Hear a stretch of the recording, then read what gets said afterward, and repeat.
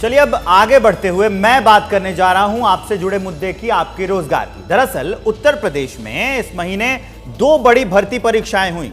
11 फरवरी को RO ARO की परीक्षा हुई और 17 और 18 फरवरी को कांस्टेबल की 60,000 से ज्यादा सीटों पर जो परीक्षाएं हुई। अब इसमें आरोप लग रहा है कि भर्ती का पेपर लीक हुआ है। इसी को लेकर जितने परीक्षार्थी अभ्यर्थी हैं वो उतर आए हैं सड़क पर और वो मांग कर रहे हैं कि पेपर रद्द कर दिया जाए और फिर से परीक्षाएं कराई जाए।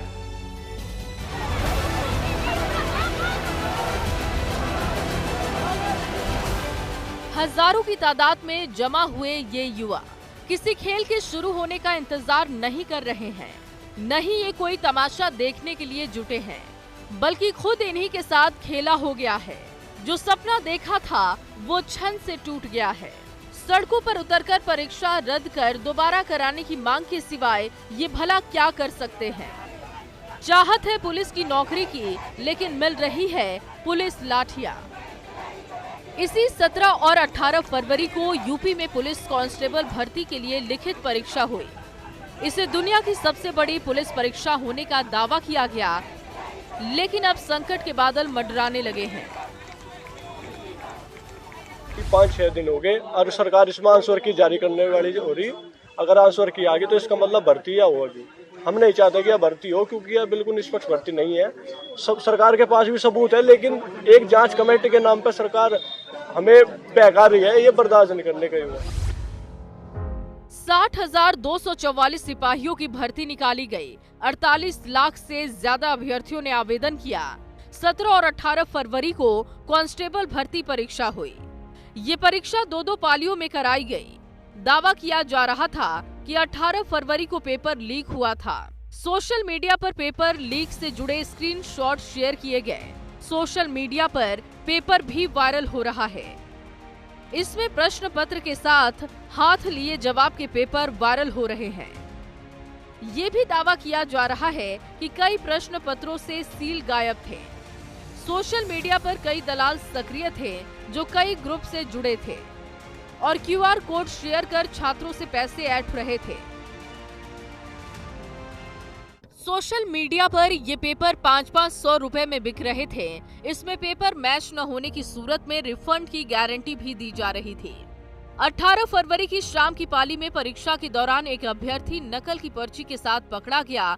उसके बाद एफआईआर दर्ज कराई गई, जिसमें साफ जिक्र है कि सुनियोजित तरीके से पेपर लीक किया गया। लखनऊ के मोहनलालगंज थाने में तैनात पुलिस इंस्पेक्टर राम बाबू सिंह ने एफआईआर दर्ज कराई है। एफआईआर में सुनियोजित तरीके से परीक्षा का पेपर लीक होने का जिक्र किया गया है। पेपर लीक की शिकायतें बढ़ते देख यूपी पुलिस भर्ती बोर्ड ने सबूत जुटाने शुरू किए। अभ्यर्थियों समेत उन सभी लोगों से सबूत पेश करने के लिए कहा गया। बोर्ड ने कल यानी कि 23 फरवरी की शाम 6 बजे तक सबूत पेश करने को कहा। उसके लिए ईमेल आईडी भी दी गई। इसमें भी सबूत पेश करने का मौका दिया। यूपी का पूरा देश ही जानता है। पेपर के बहुत सारे एविडेंस लोगों ने दिखाए हैं, न्यूज़ पर भी देखने को मिले हैं और सोशल मीडिया पर तो उसी दिन से वायरल हो ही रहा है।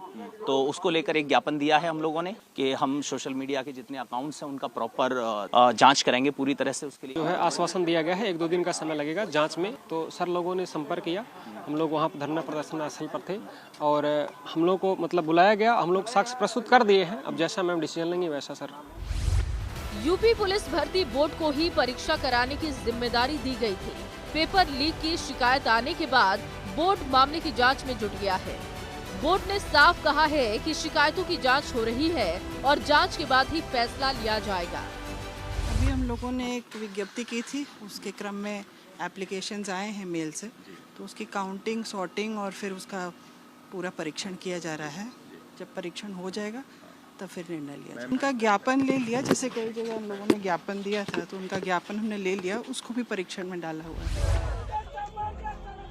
यूपी पुलिस भर्ती का पेपर रद्द कर दोबारा परीक्षा कराई जाएगी या फिर शिकायतों को खारिज कर भर्ती प्रक्रिया पूरी की जाएगी। इस पर फैसला जल्द ले लिया जाएगा, लेकिन फिलहाल इस मामले में एफआईआर भी दर्ज हो गई है।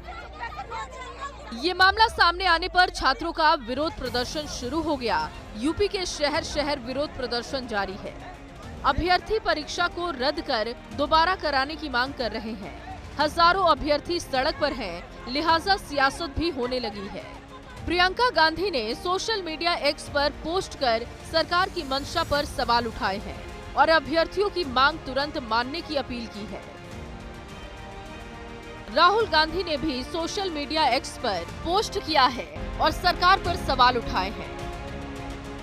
समाजवादी पार्टी अध्यक्ष अखिलेश यादव ने भी सरकार की मंशा पर सवाल उठाया है। जो सरकार ये कहती हो कि दुनिया में हमारी 5वीं अर्थव्यवस्था बन गई है, उस सरकार में पेपर लीक हो रहा हो, किसान दुखी हो, नौजवान सड़कों पे हो, तो हमारा देश कैसे तरक्की करेगा।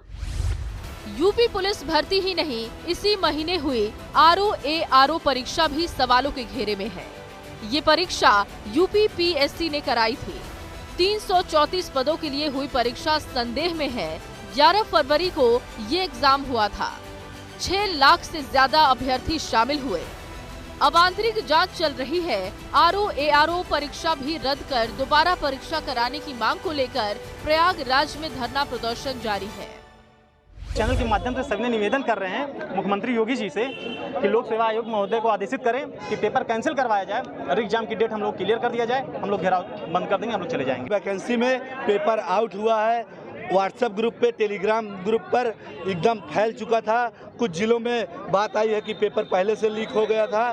तो क्या कहते हैं, हम लोग ROARO की जो एग्ज़ाम हुई है 11 फरवरी को, हम चाहते हैं कि ये एग्ज़ाम दोबारा कंडक्ट कराया जाए। हमारी सरकार से यही दरख्वास्त है।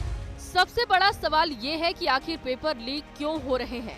सरकार ने नकल रोकने के लिए कड़े कानून का प्रावधान किया है, बावजूद इसके इस पर रोक नहीं लग पा रही है और सॉल्वर गैंग सिस्टम की कमी का फायदा उठाने में कामयाब होते दिख रहे हैं। Bureau report, ABP news.